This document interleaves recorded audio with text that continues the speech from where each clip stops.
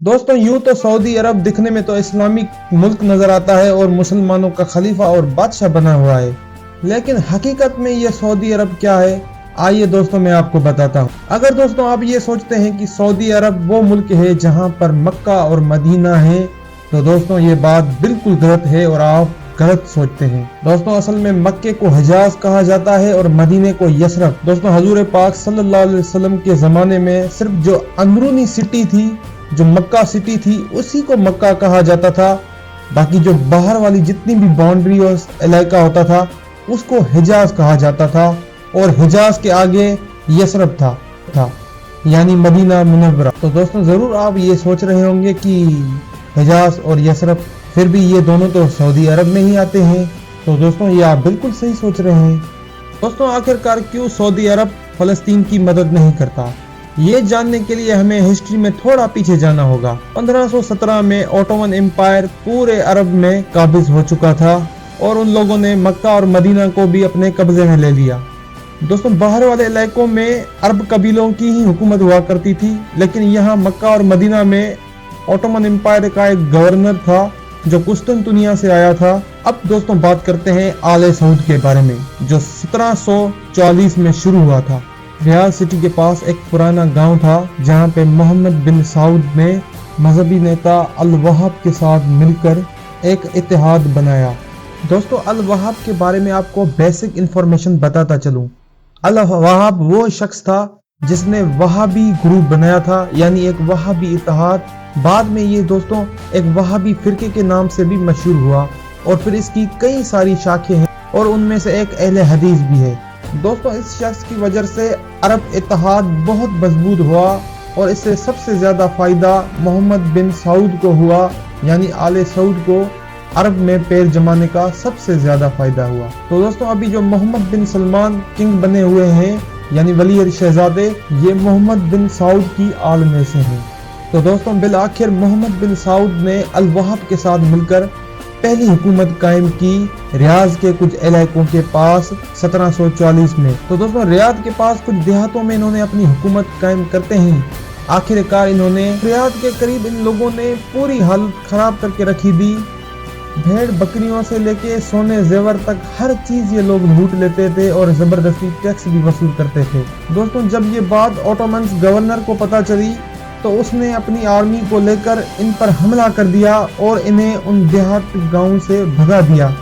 फिर ये पहाड़ों में कहीं रुपोश हो गए। दोस्तों यहाँ पे कॉन्टिनेंट हिंदुस्तान में ईस्ट इंडिया कंपनी का कब्जा था, यानी अंग्रेजों का।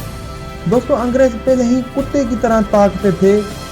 यूं तो ये सामने ओटोमन एम्पायर से नहीं लड़ सकते थे।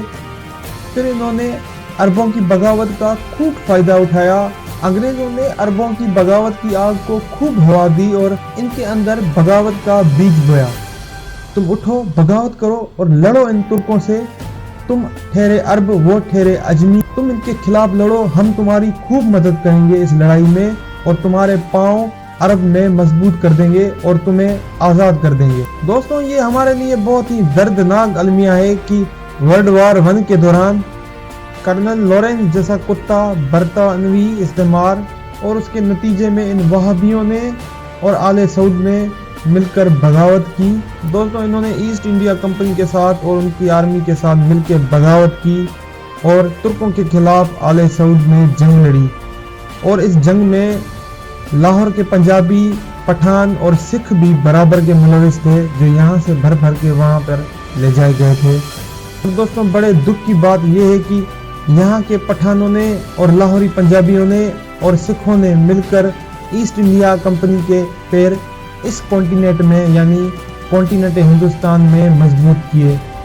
दोस्तों अंग्रेज इस्लाम के कट्टर पक्के दुश्मन थे। इन्होंने यहाँ खूब सारे फिरके बनाए और मुसलमानों ने हिंद को तोड़ना शुरू कर दिया।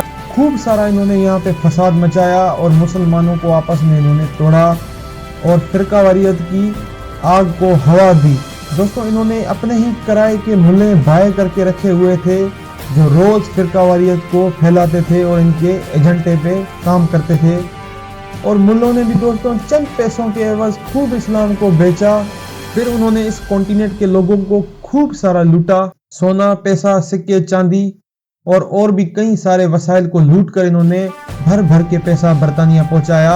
सेकंड वर्ल्ड वार में इन्हीं पैसों और माल का उन्होंने इस्तेमाल किया और जर्मनी और तुर्की के खिलाफ जंग लड़ी।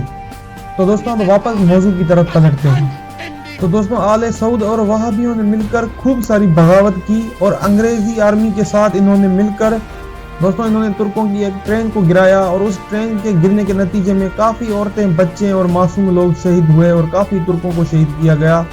दोस्तों इन्होंने इतनी बगावत की, इन्होंने पूरे सऊदी अरब में यानी इन्होंने पूरे हिजाज में गंद मचा दिया और इन्होंने हर जगह लूटमार की, घोड़ों पे, गधों पे बैठकर।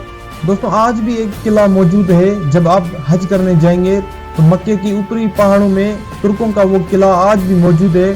शायद अभी इन्होंने गिरा दिया हो आले सऊद ने।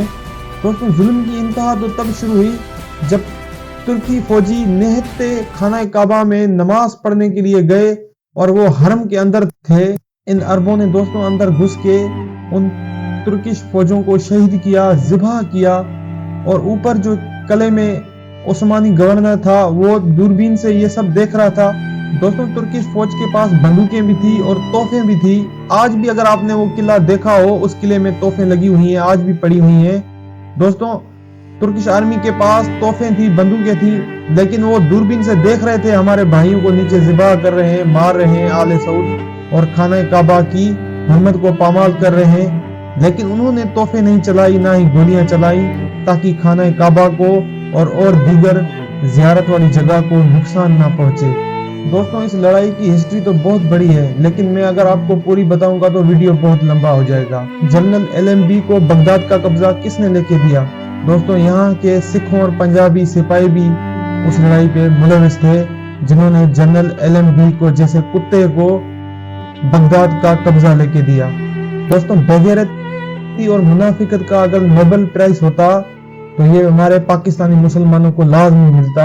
इन्होंने जो बेगैरतियां और गद्दारियां की हैं उसका नतीजा आज तक हम भुगत रहे हैं। और ये जो फलस्तीन में जुल्म हो रहा है इसकी बुनियादें दोस्तों 200 साल पहले ही रखी। दोस्तों ये गद्दारियां कम न थी कि फिर कमाल अतातुर्क ने भी खूब गद्दारी की और रही खई कसर जो सल्तनत उस्मानिया में गर्दन में थोड़ी सी सांस बाकी थी वो भी निकल गई। और फिर क्या हुआ कि सल्तनत उस्मानिया के चीथड़े उड़ गए। उसके बाद मुसलमानों के लिए कोई सुकून न रहा। उसके बाद काफिर और अंग्रेज बिल्कुल अब आज़ाद हो गए, उनका सबसे बड़ा दुश्मन खत्म हो गया और फिर इन्होंने आज़ादी से फिर जुल्म और बर्बरियत करना शुरू कर दी।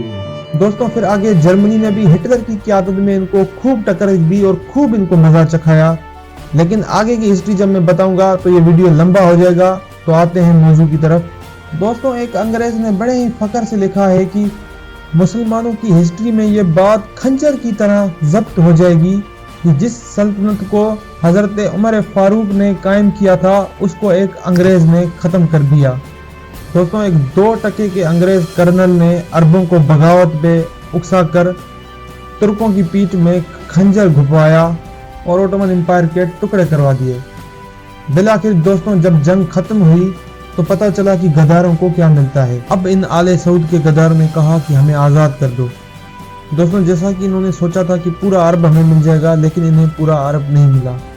शाम फ्रांसीसियों को दे दिया गया, इराक अंग्रेजों ने खुद रख लिया और मिस्र को भी इन अंग्रेजों ने खुद ही रख दिया और लीबिया अतालवियों को दे दिया गया। ले देकर दोस्तों इनको हिजाज दे दिया गया। उस वक्त हिजाज में कुछ भी नहीं था, सूखे पहाड़, हर तरफ रेत ही रेत, और उन दिनों पेट्रोल और डीजल की भी कोई खास वैल्यू नहीं हुआ करती थी। दोस्तों सल्तनत उस्मानिया के खिलाफ जो सबसे बड़ी गद्दारी की थी वो शाह हुसैन ने की थी। ये शाह हुसैन ही था जिसकी वजह से सल्तनत उस्मानिया की आर्मी को सरेंडर करना पड़ा और इसने ही वो जमीन तंग की थी उस्मानी फौजियों के खिलाफ। शाह हुसैन ही वही शख्स था जिसने दोस्तों सल्तनत उस्मानिया की अरब में कमर तोड़ के रख दी। और उसके बाद दोस्तों शुरू हुआ वर्ल्ड वार 1। दोस्तों वर्ल्ड वार 1 में ओटोमन एम्पायर सेंट्रल पावर के साथ मिलकर लड़ रहा था। दोस्तों वर्ल्ड वार 1 के दौरान शाह हुसैन ने गद्दारी की और अरब में ओटोमन एम्पायर के पांव को उखाड़ दिया। दोस्तों शाह हुसैन की इस बगावत में आले सऊद के कुछ कबीलों ने उसका साथ नहीं दिया। हालांकि दोनों का नजरिया एक ही था और दोनों ओटोमन एम्पायर को यहाँ से खत्म करना चाहते थे अरब इत्तेहाद के जरिए, और यहाँ पे अरबों की हुकूमत कायम करना चाहते थे। दोस्तों आले सऊद की मक्का के शाहों से नहीं बनती थी, फिर भी आले सऊद वालों के कबीलों ने शाह हुसैन का साथ दिया और ओटोमन एम्पायर को यहाँ से। उसके बाद दोस्तों ब्रिटेन और फ्रांस ने जो शाह हुसैन के साथ वादा किया था वो वादा उन्होंने तोड़ दिया। बिल आखिर गद्दार को अपनी सजा मिल ही गई। दोस्तों फ्रांस और बरतानिया ने किंग अब्दुल अजीज का साथ दिया और शाह हुसैन की हुकूमत को हिजाज से खत्म कर दिया। दोस्तों किंग अब्दुल अजीज ने 1902 में रियाज में कब्जा कर लिया और फिर 1906 में अल नजद में भी उसने कब्जा कर दिया। 1913 तक किंग अब्दुल अजीज ने अल हसा में भी कब्जा कर लिया और फिर 1921 तक अल राशिद को हराकर पूरे उत्तरी अरब में अपना पूरा कब्जा कर दिया। अब बाकी दोस्तों रह गया था हिजाज, लेकिन उन्होंने हिजाज पर कब्जा नहीं किया क्योंकि किंग अब्दुल अजीज को यह डर था कि शाह हुसैन को अभी भी बरतानिया और फ्रांस की सपोर्ट हासिल। दोस्तों जैसे ही फ्रांस और बरतानिया ने अपना मुकम्मल सपोर्ट शाह हुसैन को खत्म कर दिया तो फिर किंग अब्दुल अजीज ने 1925 में हिजाज में भी कब्जा कर लिया। उसके बाद दोस्तों 20 मई 1927 को ट्रीटी ऑफ जिद्दा साइन हुई, जिसका मतलब ये है कि किंग अब्दुल अजीज को हिजाज, रियाज और निचला अरब दे दिया गया और बरतानिया ने बकाया तौर पर इसको अपनी मान्यता दे दी। दोस्तों इसके बाद किंग अब्दुल अजीज इराक, जॉर्डन, सीरिया और कुवैत तक अपना कब्जा करना चाहते थे, लेकिन वहां पे इनके बाप बरतानिया का कब्जा था, इसलिए वो वहां से हट गए। तो दोस्तों अब काफ़ी आप समझ गए होंगे कि क्यों सऊदी अरब फ़लस्तीन की मदद नहीं करता, क्योंकि उनको जो ये खैरात में हुकूमत मिली है वो बरतानिया और फ्रांस की वजह से मिली है और इन्हीं यूरोपीय मुल्कों की वजह से मिली है। तो दोस्तों आप तो जानते ही हैं, अल्लामा इकबाल की वो शायरी तो सुनी होगी, तहजीब ने अपने दरिंदों को उभारा, अल्लाह को अपने पा मर्दी मोमिन पे भरोसा, इब्लीस को यूरोप की मशीनों का सहारा। दोस्तों इन सब गद्दारों में से अव्वल नंबर के सबसे बड़े जो गद्दार थे वो शाह हुसैन थे। शाह हुसैन ने ही अरबों को बगावत के लिए उकसाया और फ्रांस और बरतानिया का वो मकसद पूरा कर दिया जो वो 500 साल से नहीं कर सकते थे। उसके बाद दोस्तों इकवाम कबीलों ने किंग अब्दुल अजीज के खिलाफ बगावत कर दी। ये वही इकवाम कबीले थे जिन्होंने शाह हुसैन के खिलाफ किंग अब्दुल अजीज का साथ दिया था। दोस्तों इस लड़ाई में इकवाम कबीले जीतने ही वाले थे, लेकिन अंग्रेज और फ्रांसीसियों ने आले सऊद किंग अब्दुल अजीज की मदद की और इकवाम कबीले इस जंग में हार गए। फिर इकवाम कबीलों के सरदार का सर कलम कर दिया गया। फिर दोस्तों 1932 में हिजाज, रियाज और उत्तरी अरब के इलाकों को मिलाकर सऊदी अरब की बुनियाद रखी गई। फिर उसी साल 23 सितंबर 1932 को इस्लामिक राज यानी सऊदी अरब का नाम दे दिया गया। तो दोस्तों आप अब समझ गए होंगे कि सऊदी अरब क्यों फ़लस्तीन की मदद नहीं करता, क्योंकि आले सऊद को ये भीख में हुकूमत बरतानिया और यूरोपीय मुल्कों की वजह से मिली है। दोस्तों जिस मालिकान से इनको ये हुकूमत मिली है, ये उन मालिकान के खिलाफ कैसे बगावत कर सकते हैं। दोस्तों ये आले सऊद अंग्रेजों के बिठाए हुए हैं और ये कभी भी फ़लस्तीन की सपोर्ट नहीं करेंगे। इन्होंने 10 साल तक यमन में बमबारी की और काफ़ी यमनियों को शहीद किया। दोस्तों ये आले सऊद अमेरिका और बरतानिया के कहने पर चलते हैं। जिस किसी ने भी वीडियो शुरू से आखिर तक देखा है तो वो ये समझ गया होगा कि सऊदी अरब क्यों फ़लस्तीन की मदद नहीं करता। दोस्तों ये वीडियो लंबा हो गया, लेकिन ये वीडियो हिस्ट्री से भरा हुआ था, मैंने इसको छोटा करके बनाया है। काफ़ी टॉपिक को मैंने छोड़ दिया है, अगर वो मैं कवर करता इस वीडियो में तो ये वीडियो काफ़ी बड़ा हो जाता। इस वीडियो को लाइक, शेयर और सब्सक्राइब करें। तो मिलते हैं अपने नेक्स्ट वीडियो पे। अल्लाह हाफिज़।